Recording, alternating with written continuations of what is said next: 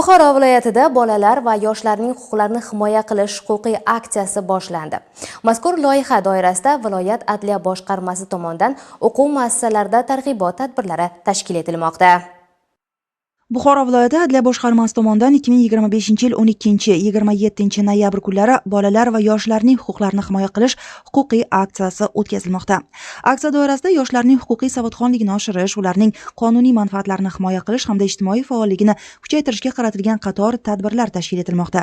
Huquqiy aksiya davomida sayyor qabullar, mehnat yarmarkalari, yoshlar bilan uchrashuvlar, targ'ibot poyezdi loyihasi, seminar, treninglarni o'tkazish rejalashtirilgan. Mazkur aksiya doirasida Buxoro davlat pedagogika institutida viloyat adliya boshqarmasi tomonidan talabalar uchun bolalar va yoshlarning huquqlarini himoya qilish mavzusida huquqiy davra suhbati o'tkazildi.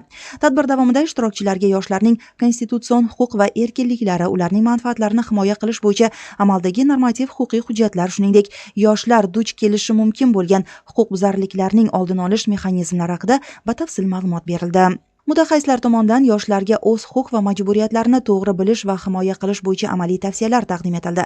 Davra suhbati jarayonida talabalar o'zlarini qiziqtirgan savollar bilan murojaat qilishdi hamda ularga tegishli huquqiy tushuntirishlar berildi. Mana bugun Buxoro davlat pedagogika instituti, Buxoro viloyat adliya boshqarmasi mutaxassislari tomonidan yoshlar va bolalar huquqlari davlat himoyasida mavzusida davra suhbati o'tkazilyapti. Davra suhbatidan asosiy maqsad bugungi kunda hukumatimiz tomonidan yoshlarimizning ta'lim tizimidagi huquq va imtiyozlar haqida tushuntirish berishdan iborat.